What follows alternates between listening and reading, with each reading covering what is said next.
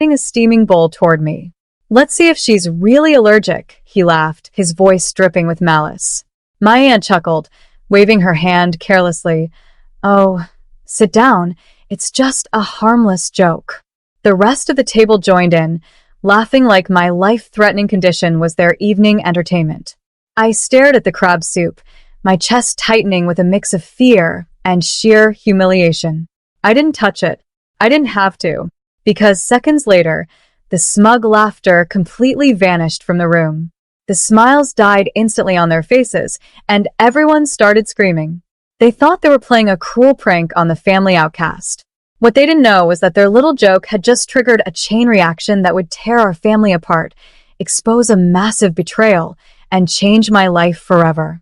My name is Chloe, and at 26 years old, I had finally built a peaceful life as a graphic designer, entirely on my own terms.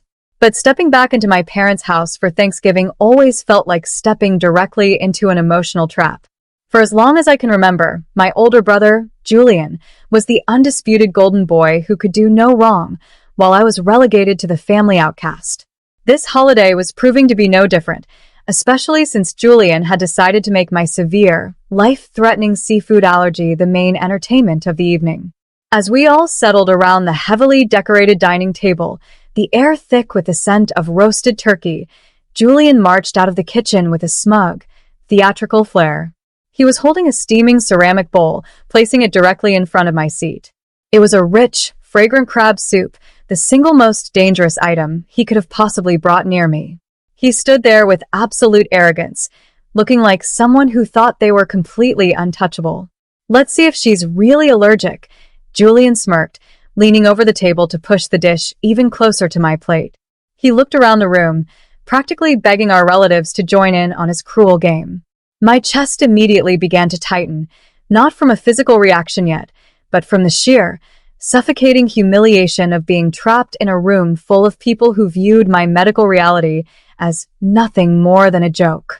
The silence that followed Julian's words was deafening, but it didn't last long. My aunt laughed, waving her hand carelessly in the air.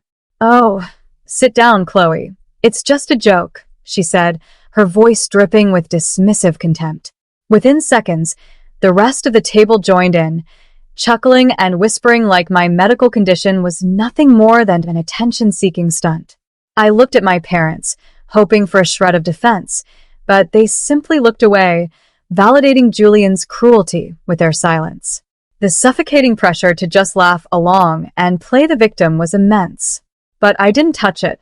I sat perfectly still, staring at the steaming bowl of crab soup while my brother's smirk grew wider.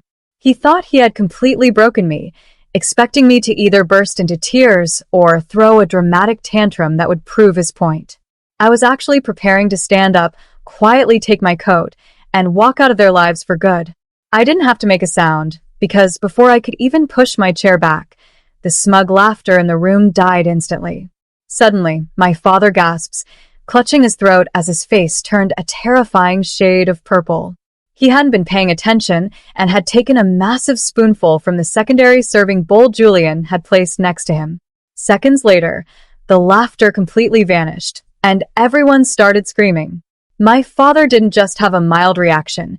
He was choking, and as he collapsed forward onto the table, shattering the wine glasses, absolute chaos erupted. The dining room transformed into a war zone of pure panic. Plates were knocked to the floor, chairs flipped backward, and my mother's piercing shrieks echoed off the walls as she frantically slapped my father's back. Everyone was screaming at me to do something, assuming I carried an EpiPen in my purse. I stood up calmly, pulled the auto-injector from my bag, and slammed it firmly into my father's thigh, stabilizing his breathing just as the distant wails of ambulance sirens began to approach the house. But as the paramedics rushed through the front door to take over, the medical emergency took a sudden, chilling turn. In the utter chaos of trying to clear the table, Julian had panicked and knocked his own jacket off his chair. His leather briefcase flew open, spilling a cascade of legal documents and bright red notices all over the floor. My aunt leaned down to help him scoop them up, but as her eyes scanned the top page, her hands froze, and she let out a completely different kind of gasp. "Julian, what on earth is this?" she whispered, her voice trembling. I stepped closer, looking over her shoulder. Sprawled across the hardwood floor were urgent foreclosure notices for my parents' house, alongside a series of heavily altered power of attorney forms. It became instantly clear that the dramatic seafood joke wasn't just Julian being his usual, malicious self. It was a highly calculated, desperate distraction. He needed everyone focused on mocking me so that nobody would ask why the family business accounts were completely frozen or notice the financial ruin he had quietly brought upon our parents. The days following that disastrous Thanksgiving dinner were a blur of hushed phone calls and intense investigation. While my father was recovering in the hospital from the severe cross-contamination, the rest of the family was in complete denial, trying to sweep Julian's spilled documents under the rug. They wanted to believe it was all a misunderstanding. But I knew better. I was completely done playing the role of the quiet, submissive victim. If Julian was willing to risk my life to create a distraction, I was going to find out exactly what he was trying to hide. Using my graphic design background, I knew how to look at digital metadata and forensic paperwork.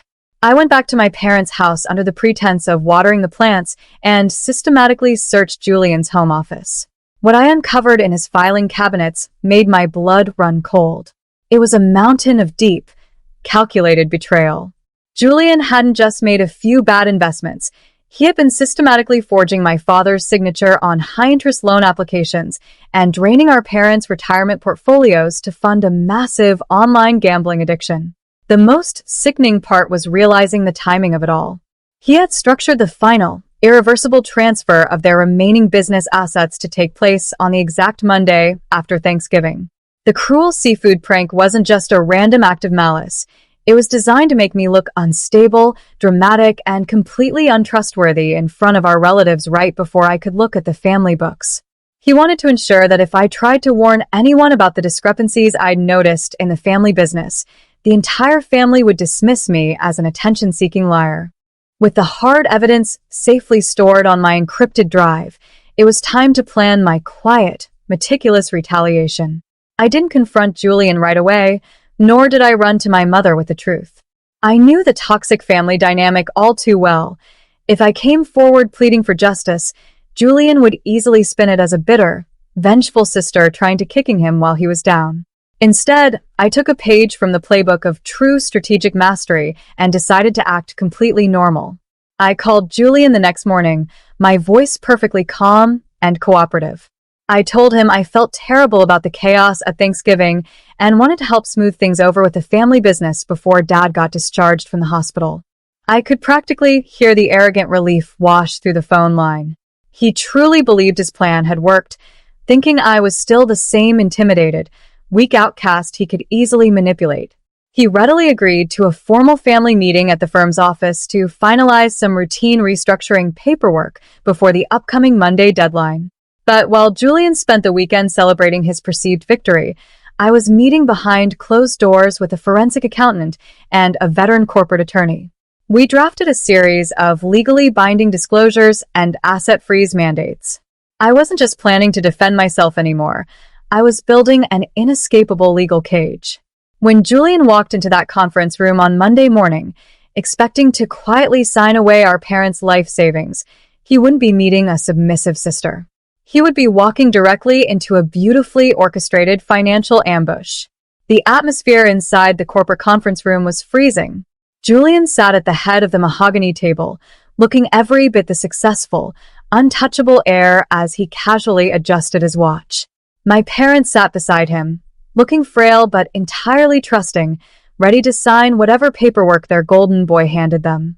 Our aunt and uncle sat at the opposite end, acting as witnesses to what they truly believed was just a routine business transition. Julian didn't even look up when I walked in, flashing that same patronizing smirk that had defined my entire childhood. "Glad you could finally make it, Chloe," Julian said, his voice dripping with condescension as he slid a thick stack of papers toward our parents. "Let's get this signed quickly, so we can all move past the drama from last week." My father reached for his pen, but before his hand could touch the paper, I stepped forward and slammed a bright red forensic audit folder directly on top of the documents. The sudden slap of the folder made everyone jump, and the room went completely dead silent. "Nobody is signing anything," I said, my voice steady, cold, and echoing off the glass walls. Julian's smirk immediately faltered, replaced by an ugly flash of anger. "Chloe, stop being dramatic. If this is still about your little allergy tantrum..." I didn't let him finish. I opened the folder, revealing the forged signatures, the gambling debts, and the frozen bank statements. Watch the arrogance completely drain from his face as the rest of the family slowly realized the horrifying truth. The golden child was nothing more than a thief. The legal trap had snapped shut, and there was absolutely no escape for Julian.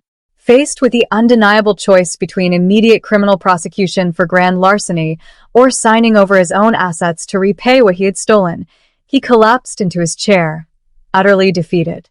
He signed the restitution papers with trembling hands. "Today, I am completely independent, running my own thriving design agency, while Julian is working 2 retail jobs just to pay off his court-ordered debts. Our parents had to learn the hard way that their blind favoritism almost ruined them. Now, I'm curious about all of you listening to my story. What would you have done if you were in my shoes at that Thanksgiving table? Have you ever had a family member use a joke to cover? And let me know which city you are watching from so I can see how far this story has traveled. Meanwhile, I'm leaving 2 other unbelievable stories right here on the screen that I know you'll love. Thank you so much for watching.